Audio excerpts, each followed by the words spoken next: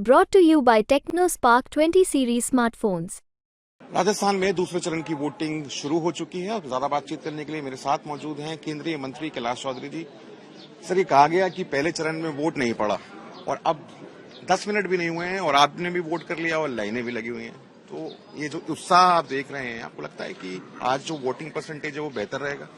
हाँ, निश्चित रूप से, क्योंकि प्रधानमंत्री जी ने जैसा कहा है कि पहले मतदान फिर जलपान, तो आज सभी यहाँ पर इतनी बड़ी संख्या के अंदर लोग आए हैं और सभी राष्ट्रवाद के नाम पर और विकसित भारत के सपने को पूरा हो, इसके लिए कमल के फूल पर मतदान करने जा रहे हैं। और इसीलिए मैं सोचता हूँ कि पिछली बार का जो वोटिंग परसेंटेज कम हुआ तो वो कांग्रेस हताश थी, निराश थी, उन्होंने मतदान किया नहीं, बहुत कम उनका मत पड़ा और जो भी पड़ा है वो निश्चित रूप से अधिकतम भारतीय जनता पार्टी के पक्ष में मतदान। आप कह रहे हैं कि राष्ट्रवाद पर वोट होगा। जो लोकल मुद्दे हैं वो दोनों जो आपके जो विरोधी हैं यानी उमेद राम बेनीवाल जी और रविंद्र सिंह भाटी जी, मैं कहना है कि लोकल मुद्दे जो हैं उससे आप ध्यान भटकाने के लिए राष्ट्रवाद की बात कर रहे हैं, 370 की बात कर रहे हैं।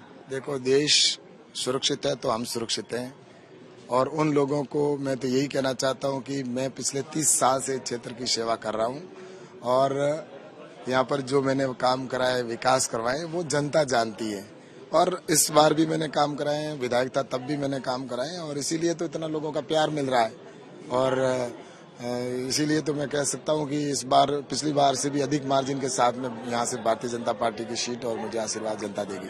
कल एक अपील जारी की गई उमेद राम बेनीवाल के द्वारा, उन्होंने कहा कि मैं लगातार आपके बीच में बना रहा, मैं हारा उसके बाद भी लगातार यहाँ पर बना रहा और उन्होंने ये कहा कि आप जो मुद्दे हैं वो लोकल मुद्दों पर वोट करिए, आप बहकीय मत जो अन्य जो मुद्दे हैं जैसे राष्ट्रवाद है, जैसे 370 है, कश्मीर है, इन चीजों पर आप नहीं भटकिए। और दूसरी बात, चुनौती किसको मानते हैं, उमेद राम बेनीवाल को, रविंद्र सिंह भाटी को?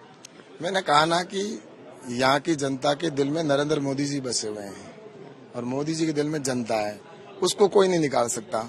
और मैं ये कहूँगा कि प्रधानमंत्री जी ने लोकल मुद्दों पे भी काम किया, हमने भी किया है। आज जितने भी काम हुए हैं तो स्वाभाविक है कि काम जो सेंट्रल गवर्नमेंट के काम है वो हमने करवाए हैं। स्टेट गवर्नमेंट में तो उनकी सरकार थी, 4 महीने पहले ही तो उनकी सरकार को जनता ने उखाड़ के फेंक दिया, तो स्वाभाविक है कि उनके मुद्दे तो वहीं पे खत्म हो गए कि उन्होंने काम करवाया नहीं, इसलिए जनता ने उनको नकारा है।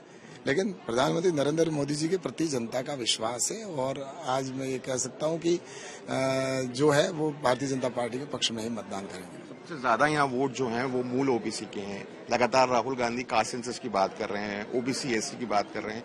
वो लगता है कि वो जो कास्ट इक्वेशंस हैं वो आपके फेवर में होंगी?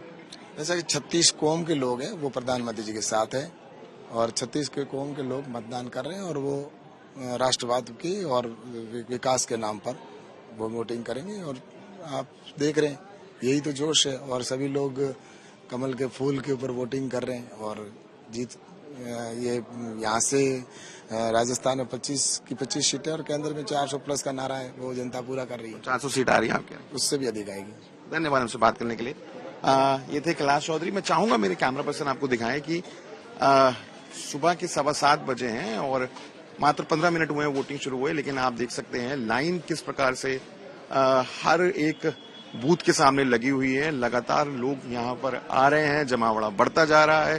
कोशिश है लोगों की कि धूप बढ़ने से पहले, गर्मी बढ़ने से पहले अपना वोट डालें और इसीलिए पिछली बार के मुकाबले इस बार कहा जा रहा है जो वोटिंग परसेंटेज है वो बेहतर रह सकती है राजस्थान में। बालोतरा से मैं राहुल गौतम, रविकांत के साथ।